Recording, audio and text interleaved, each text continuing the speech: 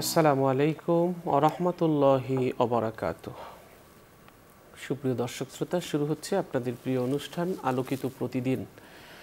যে যেখান থেকে এই অনুষ্ঠান দেখছেন সকলকে হৃদ্রিক অভিনন্দন। আশা করছি সুস্থ আছেন, ভালো আছেন, নিরাপদে আছেন। মহান প্রতিপালকের কাছে এই দোয়া করছি, আল্লাহ যেন সবখানে সবসময় আপনাদেরকে ভালো রাখেন, সুস্থ রাখেন, নিরাপদে রাখেন। দর্শক শ্রোতা, আজ অতিথি হিসেবে আমরা আমন্ত্রণ জানিয়েছি একজন বিশিষ্ট ইসলামী চিন্তাবিদকে। আজ আমাদের সাথে আছেন বাংলাদেশ সচিবালয়ের কেন্দ্রীয় জামে মসজিদের ইমাম ও খতিব, বিশিষ্ট ইসলামী চিন্তাবিদ ওমর ফারুক কুতুবী। আসসালামু আলাইকুম ওয়া রাহমাতুল্লাহি ওয়া বারাকাতুহু। ওয়ালাইকুম আসসালাম ওয়া রাহমাতুল্লাহি ওয়া বারাকাতুহু। মোহতারাম, কেমন আছেন? আলহামদুলিল্লাহ, আল্লাহ শুকরিয়া, আল্লাহ ভালো রেখেছেন। আপনি কেমন আছেন? আলহামদুলিল্লাহ, ভালো আছি। আলহামদুলিল্লাহ। দর্শক, আমরা আজ যে বিষয়টি নিয়ে আলোচনা করব সেটি হচ্ছে ফরজ নামাজের পর নবীজি যে আমল করতেন। আমরা ইবাদত করি এবং এই ইবাদত রাসূল সাল্লাল্লাহু আলাইহি ওয়াসাল্লাম যেভাবে করেছেন, যে পদ্ধতিতে করেছেন, আমরা সেভাবেই করে থাকি এবং সেভাবেই করব জীবনের শেষ দিন পর্যন্ত। রাসূল সাল্লাল্লাহু আলাইহি ওয়াসাল্লাম আমাদেরকে শিখিয়ে গেছেন জীবনযাপন পদ্ধতি, ইবাদত পদ্ধতি এবং আমাদের জীবনের যা কিছু দরকার সে বিষয়গুলো তিনি আমাদেরকে শিখিয়ে গেছেন, পথ দেখিয়ে গেছেন। আমরা নামাজের পরে নবীজি কি আমল করতেন, এ বিষয়টি নিয়ে আমরা অনেকে অনেক ধরনের মতামত ব্যক্ত করেন।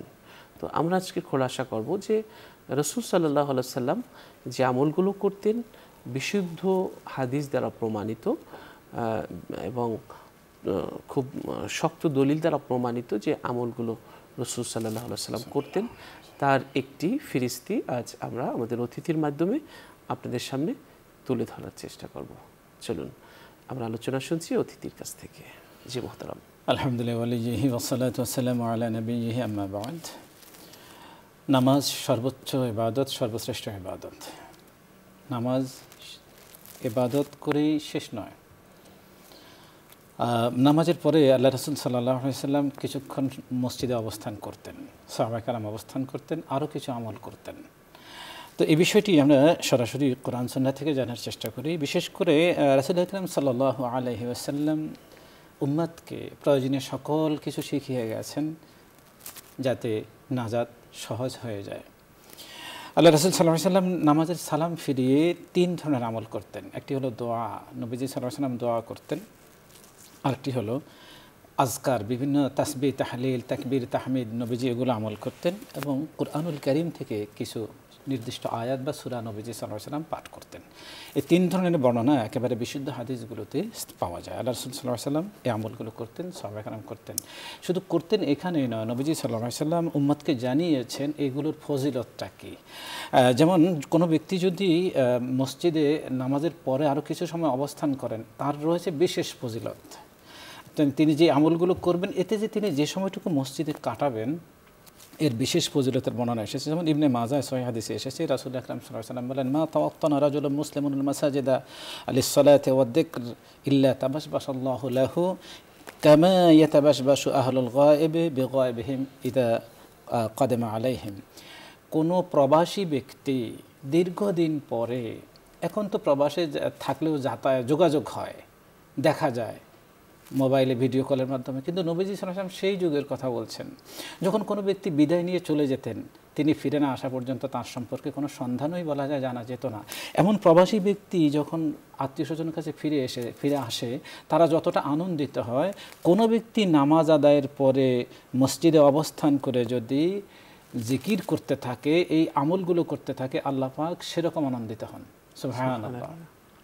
এরপর হাদিস শরীফ এটা আছে যে ঊর্ধ্ব জগতে ফেরেশতারা ওই ব্যক্তি সম্পর্কে আলোচনা করে। আর নবীজি সাল্লাল্লাহু আলাইহি ওয়াসাল্লাম লম্বা হাদিস এসেছে যে আমি আর আল্লাহ পাক স্বপ্নে, নবীজি স্বপ্নের কথা বর্ণনা করছেন যে আজ রাতে আল্লাহ সুবহানাহু ওয়া তাআলা বিশেষ আকৃতি নিয়ে আমার কাছে এসেছেন এবং তিনি আমার বুকে হাত রেখেছেন, আমি আল্লাহ পাকের স্পর্শ অনুভব করেছি। এবং নবীজিকে আল্লাহ পাক জিজ্ঞেস করলেন, ইয়া মুহাম্মদ হাল তাদরি ফিমা ইয়াখতাসিমুল মালাউল আ'লা, মুহাম্মদ তুমি কি বলতে পারো ঊর্ধ্ব জগতের ফেরেশতারা কী নিয়ে আলোচনা করছে? নবীজি সাল্লাল্লাহু আলাইহি ওয়াসাল্লাম বলেন, হ্যাঁ আমি এখন বলতে পারি তারা আলোচনা করছেন ফিল মুকাফফিরাত, যে বিষয়গুলো গুনাহকে মিটিয়ে দেয় এমন বিষয়গুলো নিয়ে আলোচনা করছেন। এবং আলোচনা করছেন ওয়াল মুকসু ফিল মাসাজিদে বা'দাস সালাত, এবং নামাজের পরে মসজিদে অবস্থানকারী ব্যক্তির ফজিলত নিয়ে আলোচনা করছেন। সুবহানাল্লাহ। আমি আল্লাহ পাকের কোনো একটি ঘরে, হয়তো একটা টিন শেড ঘরে বসে আমি নামাজের পরে আমলগুলো করছি, আর আল্লাহ পাকের বিশেষ সম্মানিত ফেরেশতারা ঊর্ধ্ব জগতে আমাকে নিয়ে আলোচনা করছেন। সুবহানাল্লাহ। আর হাদিস শরীফে এই কথাও এসেছে, যখন কোনো ব্যক্তি নামাজের পরে মসজিদে অবস্থান করে, আমলগুলো করে, মসজিদে অবস্থান করে, তখন ফেরেশতারা কি বলে?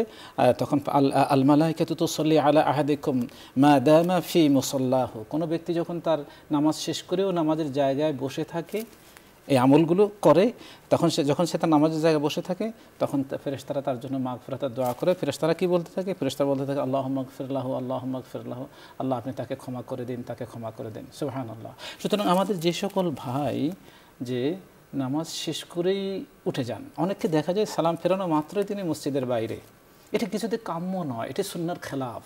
বরং আপনি কিছু না কিছু আমল করে অন্তত উঠবেন, তাহলে সুন্নত রক্ষা পাবে এবং ফেরেশতাদের এই দোয়াটা আপনি দোয়ায় শামিল হতে পারবেন। আরও ফজিলতের বর্ণনা এসেছে হাদিস শরীফে, যে কোনো ব্যক্তি যখন এইভাবে নামাজের জায়গায় বসে থাকে তখন ফেরেশতারা তার জন্য, এবং নামাজের জন্য অপেক্ষা করতে থাকে, তখন ফেরেশতারা তার জন্য বিশেষ দোয়া করতে থাকে।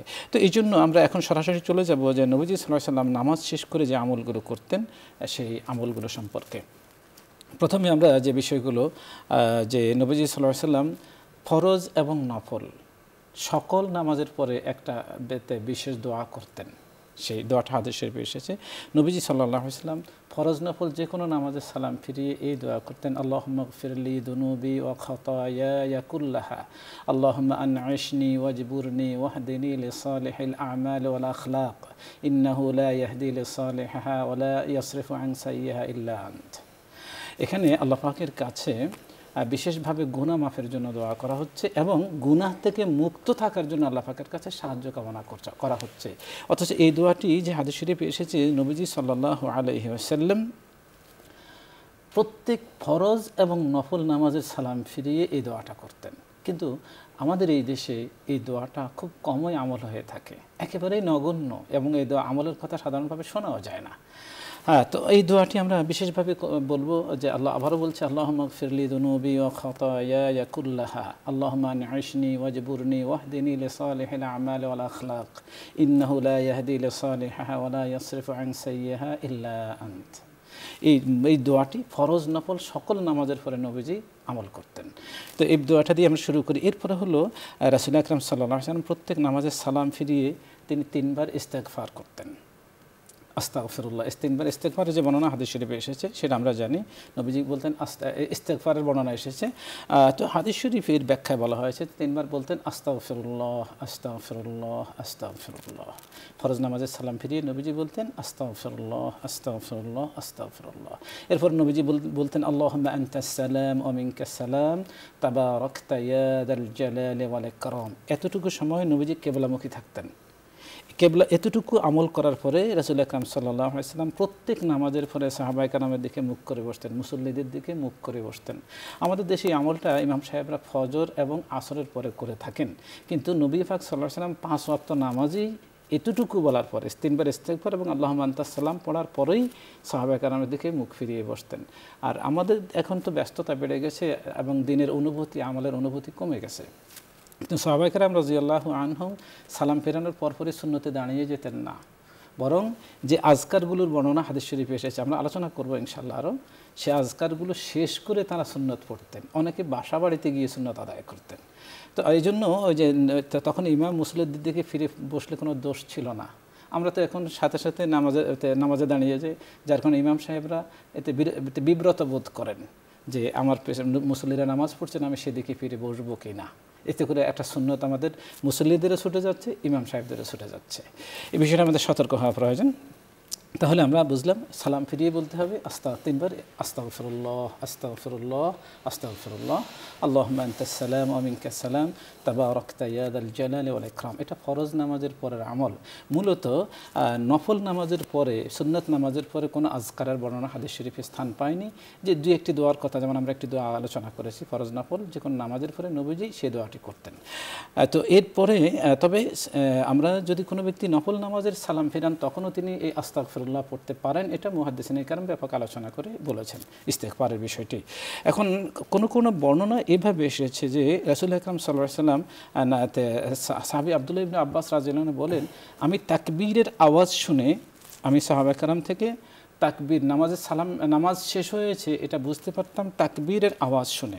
এখন এই যে তাকবীরের আওয়াজ শুনে, এই ব্যাপারে ওলামায়ে কেরাম বলেছেন, অনেকে আমাদের দেশে আমল করেন যে সালাম ফিরিয়ে বলেন আল্লাহু আকবার, এরপরে বলেন আস্তাগফিরুল্লাহ আস্তাগফিরুল্লাহ আস্তাগফিরুল্লাহ। কিন্তু না, মুহাদ্দিসিনে কেরাম এখানে তাকবীর শব্দটি দ্বারা আল্লাহু আকবারকে বোঝাননি, বরং বিস্তারিত হাদিস শরীফে বর্ণনা এসেছে এবং ওলামায়ে কেরাম বিস্তারিত আলোচনা করেছেন যে আসলে নামাজের সালাম ফিরিয়ে আল্লাহু আকবার বলাটা প্রমাণিত নয়, বরং এখানে তাকবীর দ্বারা সেই বিশেষ আমলগুলোর কথা বলা হয়েছে যে আমলগুলো বিশেষ করে যে 33 সুবহানাল্লাহ আলহামদুলিল্লাহ আল্লাহু আকবার প্রত্যেক ফরজ নামাজের পরে নবীজি সাল্লাল্লাহু আলাইহি ওয়াসাল্লাম আমল করতেন, সেটা বোঝানো হয়েছে। সুতরাং নামাজের সালাম ফিরিয়ে আল্লাহু আকবার নয়, নামাজের সালাম ফিরিয়ে তিনবার আস্তাগফিরুল্লাহ আল্লাহুম্মা আনতাস সালাম, এরপর আমরা অন্য আমলগুলোতে যাব।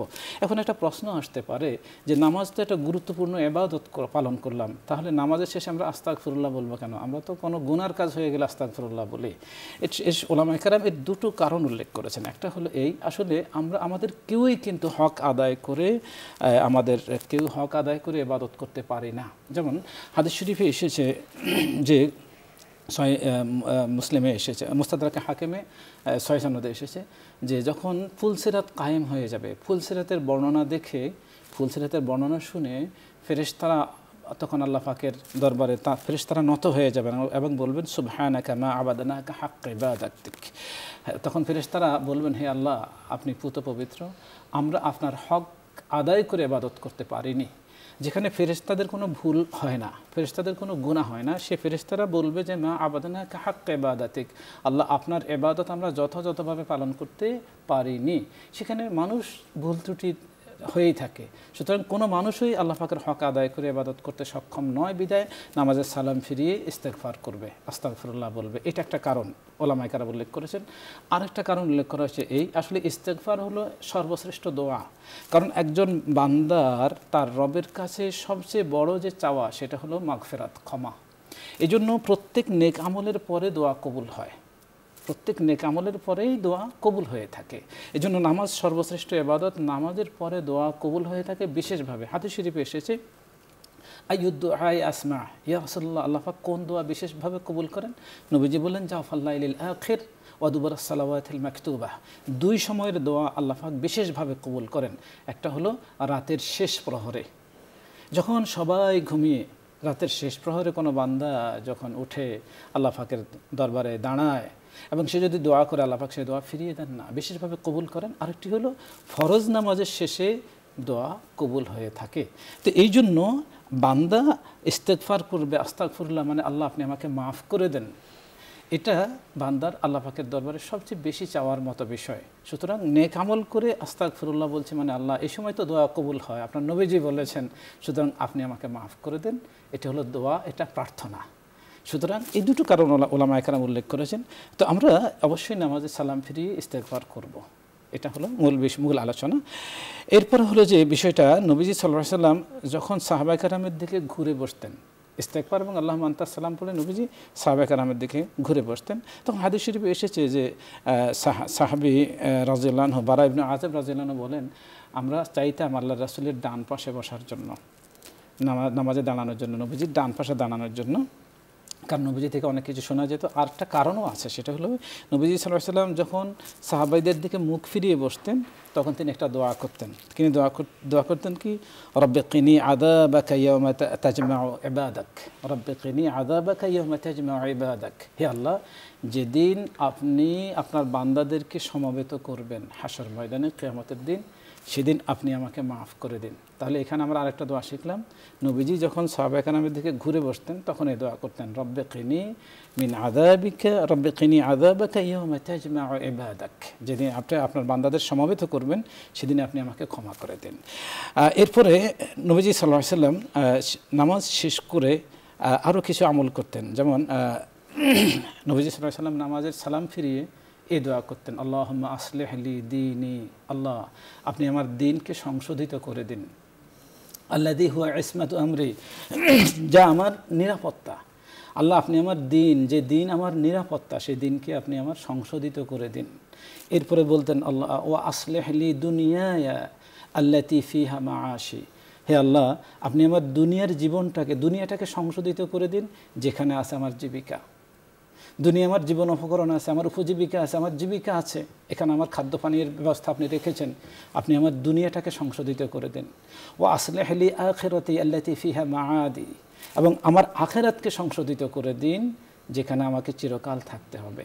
তো এখানে দেখার বিষয় নবীজি সাল্লাল্লাহু আলাইহি ওয়াসাল্লাম প্রথমে দ্বীনের কথা বলেছেন, ইবাদতের কথা বলেছেন, এরপর ঈমানের কথা বলেছেন, এরপরে হলো দুনিয়ার কথা বলেছেন আখিরাতের আগে, কারণ যে ব্যক্তির দুনিয়া সংশোধিত হয়ে যাবে তার আখিরাত এমনিতেই সংশোধিত হয়ে যাবে।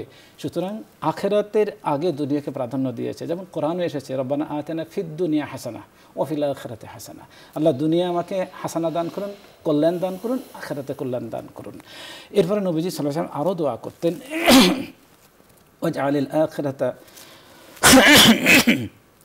ওয়াজআলিল হায়াতা জিয়াদাতাল লি ফি কুল্লি খাইরিন, এবং প্রত্যেক কল্যাণের বিনিময়ে, প্রত্যেক নেক আমলের বিনিময়ে আপনি আমার হায়াত বাড়িয়ে দিন। ওয়াজআলিল মাউতা রাহাতাল লি মিন কুল্লি শাররিন, এবং আমার মৃত্যুটাকে যাবতীয় অনিষ্ট থেকে, যাবতীয় বিপদ মুসিবত উদ্বেগ উৎকণ্ঠা পেরেশানি থেকে মুক্তির ব্যবস্থা হিসেবে কবুল করুন। সুবহানাল্লাহ। নবীজি সাল্লাল্লাহু আলাইহি ওয়াসাল্লাম ফরজ নামাজের সালাম ফিরিয়ে এই দোয়াটা করতেন। সুতরাং অথচ এই দোয়াটা কিন্তু আমাদের দেশে খুব কমই আলোচিত হয়ে থাকে। এরপর আমরা আরেকটা দোয়ায় চলে যাই। নবীজি সাল্লাল্লাহু আলাইহি ওয়াসাল্লাম আরও এই জাতীয় আরও বিভিন্ন দোয়া আছে। নবীজি সাল্লাল্লাহু আলাইহি ওয়াসাল্লাম আরও দোয়া করতেন নামাজের সালাম ফেরানোর সময় ছাড়া অন্যান্য সময় নবীজি আরও বিশেষ বিভিন্ন দোয়া করতেন। তো এর মাঝে একটা বিশেষ দোয়া হলো কানা রাসূলুল্লাহ সাল্লাল্লাহু আলাইহি ওয়াসাল্লাম ইয়াকুলু ফি দুবুরিস সালাত, নবীজি সাল্লাল্লাহু আলাইহি ওয়াসাল্লাম প্রত্যেক নামাজ শেষে এই দোয়া করতেন, আল্লাহুম্মা তুব আলাইয়া, আল্লাহ আপনি আমার তাওবা কবুল করুন। তাওবার বিষয়টি আমরা প্রথমে ইস্তেগফারের কথা বলেছি, এখন তাওবার বিষয়টা এসেছে, আল্লাহুম্মা তুব আলাইয়া, আল্লাহ আপনি আমার, আল্লাহুম্মা গফিরলি ওয়া তুব আলাইয়া, আল্লাহ আপনি আমাকে ক্ষমা করে দিন এবং আমার তাওবা কবুল করুন। ইন্নাকা আনতাত তাওয়াবুল গফুর, নিশ্চয়ই আপনি অতীব ক্ষমাশীল তওবা কবুলকারী।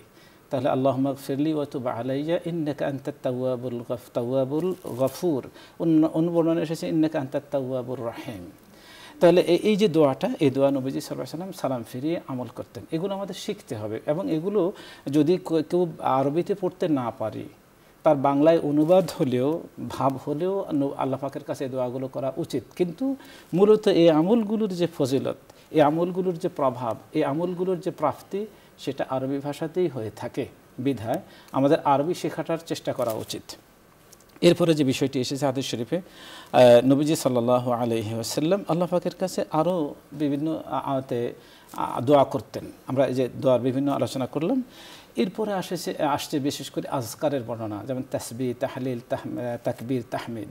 হাদিস শরীফে এসেছে একেবারে সহজ যে আমলটা আমরা করে থাকি, মান সাব্বাহাল্লাহ দুবুরা কুল্লি সালাতিন সালাসান ওয়া সালাতিন, যে ব্যক্তি প্রত্যেক ফরজ নামাজের পরে 33 সুবহানাল্লাহ বলবে, 33 আলহামদুলিল্লাহ বলবে, 33 আল্লাহু আকবার বলবে, এই 99।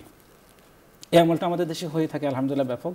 যে ব্যক্তি ফরজ নামাজে সালাম ফিরিয়ে 33 সুবহানাল্লাহ, 33 আলহামদুলিল্লাহ এবং 33 আল্লাহু আকবার, এই 99 বলবে। এরপর একবার বলবে লা ইলাহা ইল্লাল্লাহু ওয়াহদাহু লা শারীকা লাহু লাহুল মুলকু ওয়া লাহুল হামদু ওয়া হুয়া আলা কুল্লি শাইইন কাদির।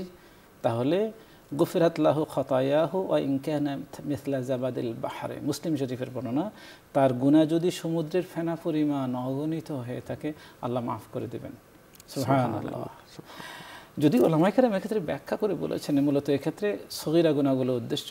হ্যাঁ, কোনো ব্যক্তি যদি কবিরা গুনাহ থেকে বিরত থাকে তাহলে আল্লাহ পাক তাকে পরিপূর্ণই মাফ করে দেবেন।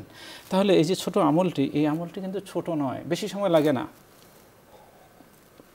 আমরা অনেকে তাড়াহুড়োর কারণে এই আমলটা পর্যন্ত মসজিদে বসে করি না।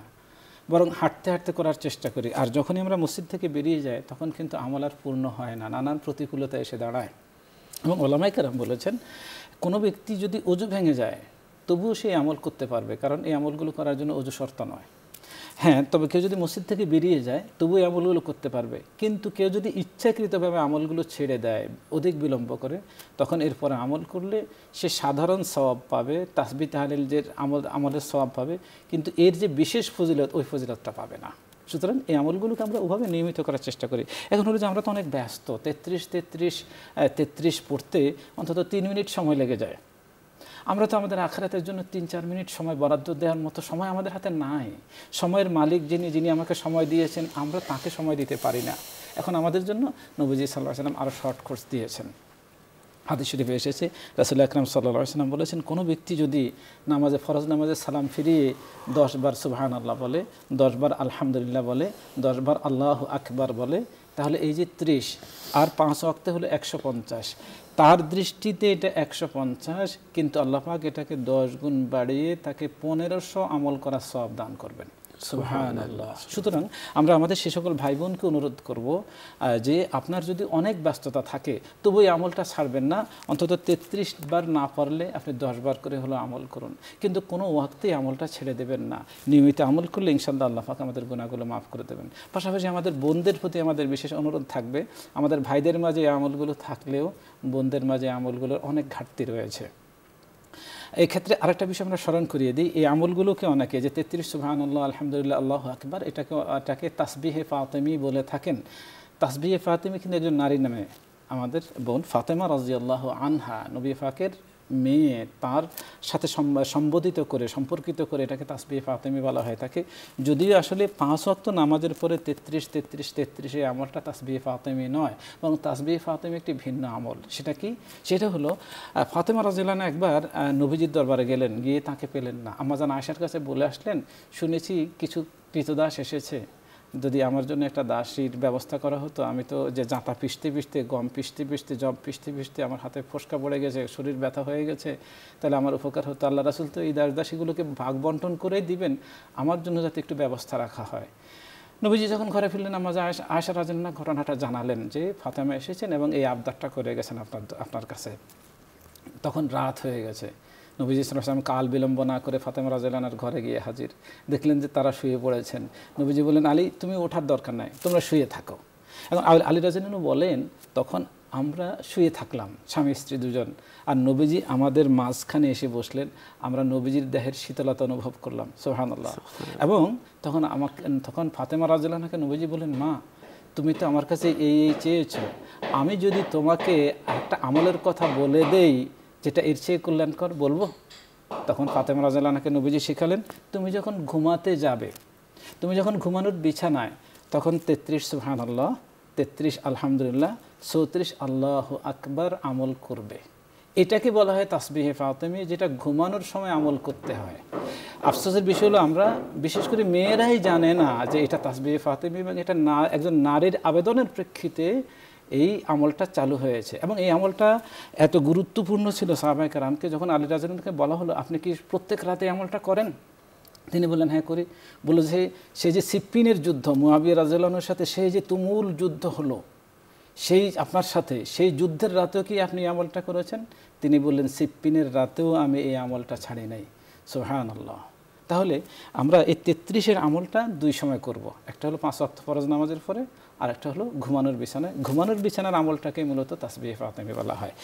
এরপর আমরা চলে যাই আরেকটা বিষয়, সেটা হলো যে রাসূল আকরাম সাল্লাল্লাহু আলাইহি ওয়াসাল্লামের যে মুবারক আমলগুলো নামাজে সালাম ফিরানোর পরে, তার মাঝে অন্যতম হলো নবীজি সাল্লাল্লাহু আলাইহি ওয়াসাল্লাম বলতেছেন, হে মুআজ আমি তোমাকে ভালোবাসি। এরপরে নবীজি সাল্লাল্লাহু আলাইহি ওয়াসাল্লাম তাকে শিখালেন যে উসিকা ইয়া মুআজ লা তাদআন্না ফি দুবুরি কুল্লি সালাতিন তাকুল, প্রত্যেক ফরজ নামাজের পরে তুমি এই কথাগুলো বলতে ভুলে যেও না, এই কথাগুলো ছেড়ে দিও না। কোন কথাগুলো? আল্লাহুম্মা আ'ইন্নি আলা যিকরিকা ওয়া শুকরিকা ওয়া হুসনি ইবাদাতিক। নবীজি সাল্লাল্লাহু আলাইহি ওয়াসাল্লাম নিজে আমল করতেন, তার সাহাবীকে শিখিয়েছেন। আবু দাউদের সহিহ বর্ণনা যে মুআজ তুমি প্রত্যেক নামাজে সালাম ফিরিয়ে এই দোয়াটা করতে, এই দোয়াটা ছেড়ে দিও না। এটা নবীজির মহাব্বতের প্রকাশ। আগে যে নবীজি বলছেন আমি তোমাকে মহাব্বত করি, সেই মহাব্বতের আমল কি? নবীজির মহাব্বতের আমল হলো এই কথা বলবে প্রত্যেক ফরজ নামাজে সালাম ফিরিয়ে, আল্লাহুম্মা আ'ইন্নি আলা যিকরিকা ওয়া শুকরিকা ওয়া হুসনি ইবাদাতিক। আল্লাহ, আপনি আমাকে তৌফিক দান করুন, সহযোগিতা করুন আপনার জিকির করার, আপনার শুকর করার এবং উত্তম ইবাদত করার। সুবহানাল্লাহ। তাহলে আমরা এই দোয়াটা অবশ্যই করব। আবারও বলছি, আমাদের ভাই বোনদেরকে বলবো আপনারা এগুলো শিখে নেবেন। আল্লাহুম্মা আ'ইন্নি আলা যিকরিকা ওয়া শুকরিকা ওয়া হুসনি ইবাদাতিক। আরেকটা আমল হলো যে নবীজি সাল্লাল্লাহু আলাইহি ওয়াসাল্লাম প্রত্যেক ফরজ নামাজের সালাম ফিরিয়ে, এই আমলটা বুখারীর বর্ণনা এসেছে এটা, যে তিনি নবীজি সাল্লাল্লাহু আলাইহি ওয়াসাল্লাম বলতেন, লা ইলাহা ইল্লাল্লাহু ওয়াহদাহু লা শারীকা লাহু লাহুল মুলকু ওয়া লাহুল হামদু ওয়া হুয়া আলা কুল্লি শাইইন কাদির। এই আমলটা বিভিন্ন জায়গায় বিভিন্নভাবে এর ফজিলত বর্ণিত হয়েছে। আমরা জানি হজের সাথে সম্পৃক্ত, যেমন আরাফার ময়দানে এই আমল আছে, আরাফার দিনের শ্রেষ্ঠ দোয়া। আবার এটা আছে আমাদের সফা পাহাড়ে দাঁড়িয়ে বাইতুল্লাহর দিকে ফিরে, আছে মারওয়া পাহাড়ে দাঁড়িয়ে এই আমল করতে হয়। পাশাপাশি কোনো ব্যক্তি যদি দিনে 100 বার আমল করে তাহলে তাকে 100টা গুনাহ মাফ করা হবে, 100টা নেক লিখে দেওয়া হবে এবং 10টা গোলাম আজাদ করার সওয়াব দিয়ে দেওয়া হবে। সুবহানাল্লাহ। পাশাপাশি কোনো ব্যক্তি যদি যে 10 বার আমল করে তাহলে 1টা গোলাম আজাদের সওয়াব দেওয়া হবে। এই বর্ণনার হাদিস শরীফে এসেছে। আবার নবীজি সাল্লাল্লাহু আলাইহি ওয়াসাল্লাম প্রত্যেক ফরজ, এটা কিন্তু সকালের আমল, সন্ধ্যার আমল, বিশেষ করে সকালের আমল। আর কোনো ব্যক্তি প্রত্যেক ফরজ নামাজের সালাম ফিরিয়ে নবীজি সাল্লাল্লাহু আলাইহি ওয়াসাল্লাম আমল করতেন 3 বার। লা ইলাহা ইল্লাল্লাহু ওয়াহদাহু লা শারীকা লাহু লাহুল মুলকু ওয়া লাহুল হামদু ওয়া হুয়া আলা কুল্লি শাইইন কাদির। এরপরে বলতেন, আল্লাহুম্মা লা মানিআ লিমা আ'তাইতা ওয়া লা মু'তিয়া লিমা মানা'তা ওয়া লা ইয়ানফা'ু যাল জাদ্দি মিনকাল জাদ্দ। এটা আমাদের নিজেদের চাওয়ার বিষয়। একটা হলো এখানে প্রথম অংশে আল্লাহ পাকের তাসবিহ বর্ণনা করা হয়েছে, আল্লাহ পাকের শ্রেষ্ঠত্বের বর্ণনা দেওয়া হয়েছে। দ্বিতীয় অংশটা আমাদের নিজেদের একান্ত প্রয়োজন, জিকির কি, লা ইলাহা ইল্লাল্লাহু ওয়াহদাহু লা শারীকা লাহু লাহুল মুলকু ওয়া লাহুল হামদু ওয়া হুয়া আলা কুল্লি শাইইন কাদির। এটা আল্লাহ পাক সম্পর্কিত। এরপরে আমরা দোয়া করতেছি, আল্লাহুম্মা লা মানিআ লিমা আ'তাইতা। আল্লাহ, আপনি যা দিতে চান বাধা দেওয়ার কেউ নাই। আল্লাহুম্মা লা মানিআ লিমা আ'তাইতা ওয়া লা মু'তিয়া লিমা মানা'তা। আর আপনি যেটা দিবেন না সেটা দেওয়ার ক্ষমতা কারো নাই। ওয়া লা ইয়ানফা'ু যাল জাদ্দি মিনকাল জাদ্দ। আপনি যদি না চান কোনো প্রচেষ্টাকারীর প্রচেষ্টা বাস্তবায়িত হয় না। অর্থাৎ আমরা আল্লাহ পাকের কাছে অপরিমিত রিজিক চাচ্ছি এই দোয়ার মাধ্যমে। তাহলে প্রত্যেক ফরজ নামাজে নবীজি সাল্লাল্লাহু আলাইহি ওয়াসাল্লাম সকালবেলা কী করতেন? নবীজি সাল্লাল্লাহু আলাইহি ওয়াসাল্লাম যখন সকালবেলা নামাজ শেষ করতেন তখন তিনি কি বলতেন? যে লা ইলাহা ইল্লাল্লাহু ওয়াহদাহু লা শারীকা লাহু লাহুল মুলকু ওয়া লাহুল হামদু ওয়া হুয়া আলা কুল্লি শাইইন কাদির। আল্লাহুম্মা লা মানিআ লিমা আ'তাইতা ওয়া লা মু'তিয়া লিমা মানা'তা ওয়া লা ইয়ানফা'ু যাল জাদ্দি মিনকাল জাদ্দ। এটা 3 বার আমল করা। এটা সকালবেলা, সকালে 3 বার, সন্ধ্যায় 3 বার এই আমল করতেন। পাশাপাশি এই আমলটার আরও অনেক বর্ণনার কথা আমরা বলেছি। এরপর আমরা যে আমলটার কথা বলবো সেটা হলো নবীজি সাল্লাল্লাহু আলাইহি ওয়াসাল্লাম নামাজে সালাম ফিরিয়ে দোয়া করতেন, আল্লাহুম্মা ইন্নী আউযু বিকা মিনাল জুবনি ওয়াল বুখল। আল্লাহুম্মা ইন্নী আউযু বিকা মিনাল জুবনি ওয়াল বুখল ওয়া আউযু বিকা মিন আযাবিল কবর ওয়া আউযু বিকা মিন ফিতনাতিল মাসিহিদ দাজ্জাল। নবীজি সাল্লাল্লাহু আলাইহি ওয়াসাল্লাম প্রত্যেক নামাজে সালাম ফিরিয়ে এই দোয়া করতেন, আল্লাহ, আমি আপনার কাছে ভীরুতা থেকে আশ্রয় চাচ্ছি, কৃপণতা থেকে আশ্রয় চাচ্ছি, আপনার কাছে কবরের আযাব থেকে আশ্রয় চাচ্ছি, আপনার কাছে দাজ্জালের ফিতনা থেকে আশ্রয় চাচ্ছি। নবীজি সাল্লাল্লাহু আলাইহি ওয়াসাল্লাম এই দোয়াটা প্রত্যেক ফরজ নামাজের পরে করতেন। ভিন্ন বর্ণনায়, বুখারীর বর্ণনায় এভাবে এসেছে, আল্লাহুম্মা ইন্নী আউযু বিকা মিনাল বুখল ওয়া আউযু বিকা মিনাল জুবন ওয়া আউযু বিকা মিন আন নুরাদ্দা ইলা আরযালিল উমর ওয়া আউযু বিকা মিন ফিতনাতিদ দুনিয়া ওয়া আযাবিল কবর। এখানে আরও এই কথা এসেছে যে আল্লাহ, আমি আপনার কাছে অতি বার্ধক্য থেকে আশ্রয় চাচ্ছি, যে সেই বয়স, যে বয়সে আমি অন্যের বোঝা হয়ে যাই, এমন বয়সে উপনীত হওয়ার আগে আল্লাহ আপনি আমাকে হেফাজত করুন। এমন বয়সে উপনীত হওয়া বা এমন পরিস্থিতিতে উপনীত হওয়া, এটা আমাদের তো নিত্য একান্ত প্রয়োজনীয় আমল, যেটা আমাদের দুনিয়াও আছে, আখিরাতেও আছে। আল্লাহুম্মা ইন্নী আউযু বিকা মিনাল জুবনি ওয়াল বুখল ওয়া আউযু বিকা মিন আন নুরাদ্দা ইলা আরযালিল উমর ওয়া আউযু বিকা মিন ফিতনাতিদ দুনিয়া ওয়া আযাবিল কবর। তাহলে এই যে দুনিয়ার ফিতনা, কবরের আযাব এবং অতি বার্ধক্য থেকে, ভীরুতা থেকে, কাপুরুষতা থেকে এবং কৃপণতা থেকে আল্লাহ পাকের কাছে আশ্রয় চাওয়া হচ্ছে, এই আমলটা অবশ্যই আমাদের করা উচিত। আমরা অন্তত আরবি শেখা না পর্যন্ত বাংলায় অন্তত এই ভাবগুলো নিয়ে আল্লাহ পাকের কাছে আমল করতে থাকবো, চাইতে থাকবো, আশ্রয় প্রার্থনা করতে থাকবো। এরপরে যে বিষয়টা এসেছে, হাদিস শরীফে এসেছে, নবীজি সাল্লাল্লাহু আলাইহি ওয়াসাল্লাম সালাম ফিরিয়ে বলতেন, সুবহানা রাব্বিকা রাব্বিল ইজ্জাতি আম্মা ইয়াসিফুন ওয়া সালামুন আলাল মুরসালিন ওয়ালহামদুলিল্লাহি রাব্বিল আলামিন। আমরা জানি এটা কোরআনুল কারীমের আয়াত। নবীজি সাল্লাল্লাহু আলাইহি ওয়াসাল্লাম নামাজে সালাম ফিরিয়ে মাঝে মাঝে এই আমলগুলো করতেন। এরপর আমরা চলে যাই আরেকটা বিষয়, যে নবীজি সাল্লাল্লাহু আলাইহি ওয়াসাল্লাম নামাজে সালাম ফিরিয়ে আমল করতেন রব্বে জিবরিল ওয়া মিকাইল ওয়া ইসরাফিল। নবীজি সাল্লাল্লাহু আলাইহি ওয়াসাল্লাম এই ভাষায় দোয়া করতেন, রব্বে জিবরিল ওয়া মিকাইল ওয়া ইসরাফিল আইন্নিনি মিন হাররিন নার ওয়া আযাবিল কবর। যে এই 3 ফেরেশতার নাম উল্লেখ করে নবীজি বলতেন, আল্লাহ আপনি আযাবে কবর এবং জাহান্নাম থেকে আমাকে, জাহান্নামের উষ্ণতা থেকে আমাকে হেফাজত করুন।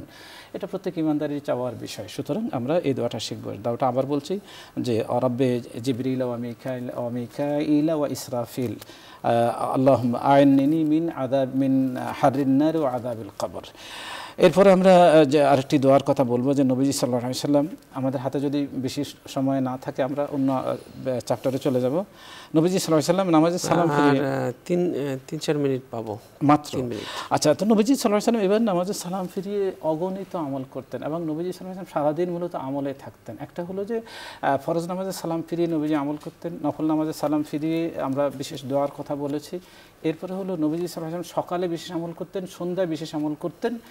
এছাড়া আমরা দোয়ার কথা আলোচনা করেছি, জিকির, আজকার, তাসবিহ, তাহলিল আলোচনা করেছি। কোরআনুল কারীম থেকেও নবীজি সাল্লাল্লাহু আলাইহি সাল্লাম কিছু আমল করতেন। যেমন হাদিস শরীফে এসেছে, কোনো ব্যক্তি যদি ফরজ নামাজের পরে আয়াতুল কুরসি পাঠ করে তাহলে তার মাঝে আর জান্নাতের মাঝে ব্যবধান থাকে একটি জিনিস, সেটা হলো মৃত্যু।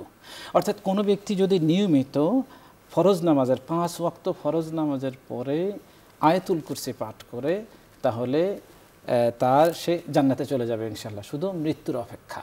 যখনই তার মৃত্যু হবে সে ইনশাল্লাহ জান্নাতে চলে যাবে। অর্থাৎ আয়াতুল কুরসি 5 ওয়াক্ত ফরজ নামাজের পরে পড়তে হবে। আমাদের দেশে আমরা আরেকটা আমল দেখি যেটা ব্যাপক আকারে হয়ে থাকে, সেটা হলো কি, ফজরের সালাম ফিরানোর পরে আমরা আউযু বিল্লাহি সামিউল আলিম মিনাশ শাইতানির রাজিম এটা 3 বার পড়ার পরে সূরা হাশরের শেষ 3 আয়াত পড়ে থাকি, হুয়াল্লাহুল্লাযী লা ইলাহা ইল্লা হু। এই যে সূরা হাশরের শেষ 3 আয়াত আমরা পড়ে থাকি ফজরের পরে।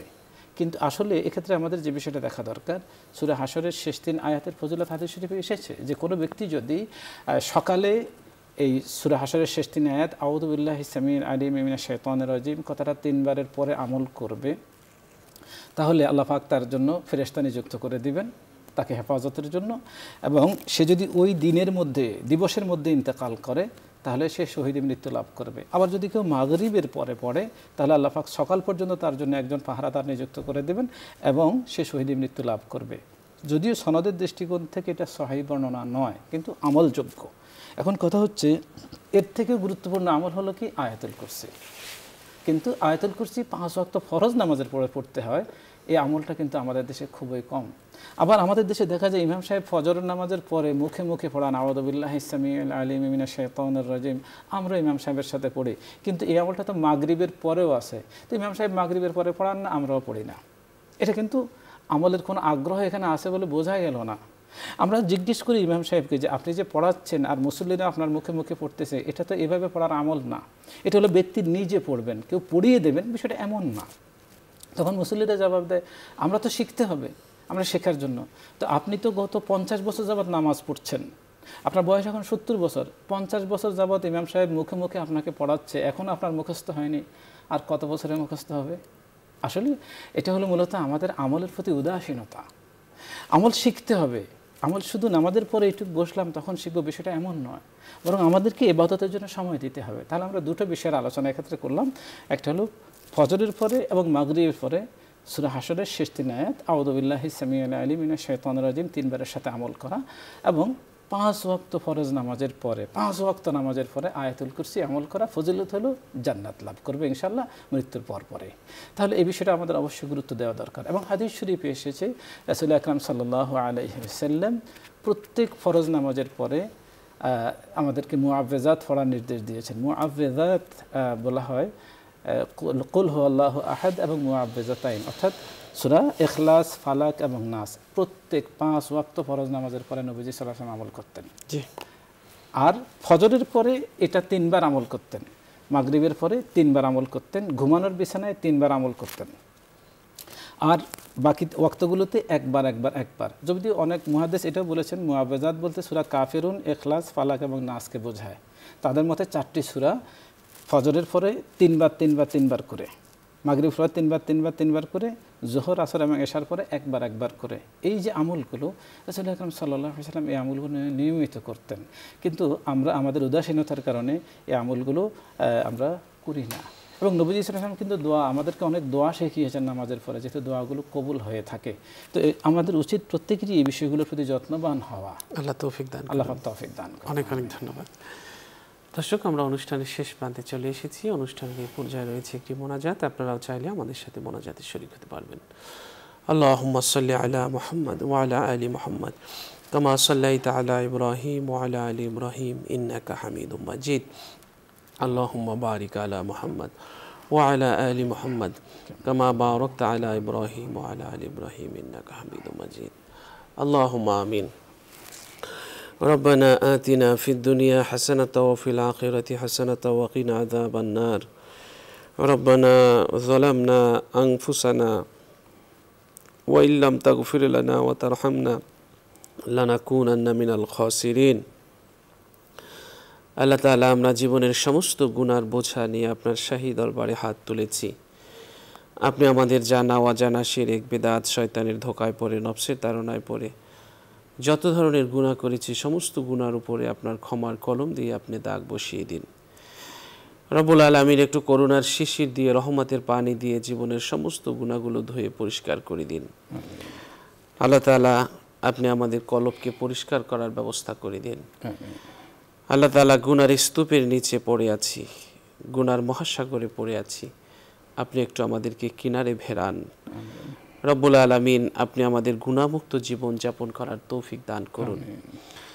আল্লাহ তাআলা, আপনি আমাদের সকল সীমাবদ্ধতাকে দূর করে দিন। আল্লাহ তাআলা, আমাদের জীবনের সকল বিপদ আপদ বালা মুসিবত সব আপনি দূর করে দিন। আল্লাহ তাআলা, আপনি আমাদেরকে শত্রুদেরকে আমাদের বন্ধু বানিয়ে দিন। আল্লাহ, আমাদের শত্রুদেরকে আমাদের ব্যাপারে আপনি শক্তিশালী করেন না।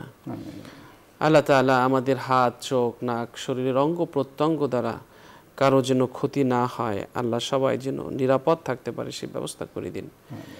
আপনার অবাধ্য চারিতায় যেন আমাদের অঙ্গ প্রত্যঙ্গ লিপ্ত না হয় সেই ব্যবস্থা আপনি করে দিন। আমাদেরকে আল্লাহ, আপনি আপনার শুকরগুজার বান্দা হওয়ার তৌফিক দান করুন। আল্লাহ, কান্নাওয়ালা দুটো চোখ দান করুন, জিকিরকারী একটি জিহ্বা দান করুন। আমাদের কলব আপনার সন্তুষ্টিতে জিকিরে ডুবিয়ে রাখতে পারি সে ব্যবস্থা আপনি করে দিন। আল্লাহ তাআলা, আপনি আমাদের জীবনে বরকত দিন, হায়াতে বরকত দিন। আল্লাহ, আপনি আমাদের সকল কিছুতে বারাকা দান করুন। আল্লাহ তাআলা, আসমান জমিনের বরকতের দুয়ার আমাদের জন্য আপনি খুলে দিন। আল্লাহ তাআলা, আপনি আমাদেরকে নিরাপত্তা দান করুন। আল্লাহ তাআলা, আমাদের সব কাজগুলো সঠিকভাবে করার তৌফিক দান করুন। আল্লাহ তাআলা, আমাদের সম্মান মর্যাদা বাড়িয়ে দিন। আল্লাহ তাআলা, মানুষের চোখে আমাদেরকে বড় করে দিন, নিজেদের চোখে আমাদেরকে ছোট করে দিন। আল্লাহ তাআলা, 5 ওয়াক্ত নামাজ জামাতের সাথে পড়ার তৌফিক দান করে দিন। আল্লাহ তাআলা, নামাজে, ইবাদতে, বন্দিগিতে আল্লাহ তৃপ্তি পাই না, স্বাদ পাই না, মজা পাই না। আল্লাহ, গভীরভাবে ইবাদতে মনোনিবেশ করতে পারি সেই ব্যবস্থা আপনি করে দিন। আল্লাহ তাআলা, আমাদের দেশকে আপনি কবুল আর মঞ্জুর করে নিন। এদেশের মানুষকে আপনি কবুল করে নিন। আমাদের জমি ভরা ফসল দান করুন, নদী ভরা, পুকুর ভরা, খাল ভরা মাছ দান করুন, মানুষের অন্তর ভরা ভালোবাসা দান করুন। আল্লাহ তাআলা, এদেশের গঞ্জে গ্রামে হাটে ঘাটে কৃষক, শ্রমিক, মজুর, মাল্লা, আল্লাহ যে যেখানে আছে, অন্ধকার কবরে পড়ে আছে, আল্লাহ সবার কবরকে তুমি জান্নাতের বাগান বানায় দাও। আল্লাহ, মাটির নিচে শহীদ আছে, আল্লাহ গাজী আছে, আল্লাহ শহীদের কবরস্থানে আমাদের দেশটা ভরা। আল্লাহ, তুমি এই শহীদদেরকে মাফ করে দাও। আল্লাহ, আমাদের তরুণ সমাজকে তুমি কবুল আর মঞ্জুর করে নাও। আমাদের যুব শক্তিকে আল্লাহ তুমি আল্লাহ যোগ্য করে গড়ে তোলার তৌফিক দান করে দাও। আল্লাহ তাআলা, তুমি আমাদের দেশের অর্থনীতিকে আল্লাহ উন্নত করে দাও। দেশ পরিচালনায় যারা আছে তাদের প্রতি তোমার রহমত বরকত নাজিল করো। জুলুম, শোষণ, নৈতিক সাংস্কৃতিক অবক্ষয় থেকে আমাদেরকে হেফাজত করো। অশান্তির আগুন থেকে আমাদের হেফাজত করো। আমাদের জীবনে তুমি শান্তি দান করো। আল্লাহ, আমাদের জাতীয় জীবনে তুমি শান্তি দান করো। আল্লাহ, সারা পৃথিবীতে মুসলমানদেরকে যারা নির্যাতন করছে তাদেরকে তুমি আল্লাহ তাদের শক্তিকে নিশ্চিহ্ন করে দাও। আল্লাহ, মুসলমানদের প্রতি তুমি দয়া করো। মুসলমানদের রক্ত আর তুমি ঝরায়ো না। আল্লাহ, মুসলমানদের কান্নার আওয়াজ তুমি একটু শোনো। আল্লাহ, সারা পৃথিবীতে দুর্বল নির্যাতিত মুসলমানদের আল্লাহ তুমি সহযোগী হয়ে যাও, সাহায্যকারী হয়ে যাও। আল্লাহ তাআলা, জীবনে অনেক ভুল ত্রুটি আমাদের আছে, সমস্ত ভুল ত্রুটি তুমি আল্লাহ ক্ষমা করে দাও। রব্বুল আলামিন তুমি আমাদের জীবনের সমস্ত গুনাহগুলি মাফ করে দাও। আমিন। রব্বানা লা তুযিগ কুলুবানা বা'দা ইয হাদাইতানা ওয়া হাব লানা মিন লাদুনকা রাহমাতান ইন্নাকা আনতাল ওয়াহ্হাব। সুবহানা রাব্বিকা রাব্বিল ইজ্জাতি আম্মা ইয়াসিফুন ওয়া সালামুন আলাল মুরসালিন ওয়ালহামদুলিল্লাহি রাব্বিল আলামিন। দর্শক, আমরা আজ এখানেই শেষ করছি। আল্লাহ হাফেজ। আসসালামু আলাইকুম ওয়া রাহমাতুল্লাহি ওয়া বারাকাতুহু।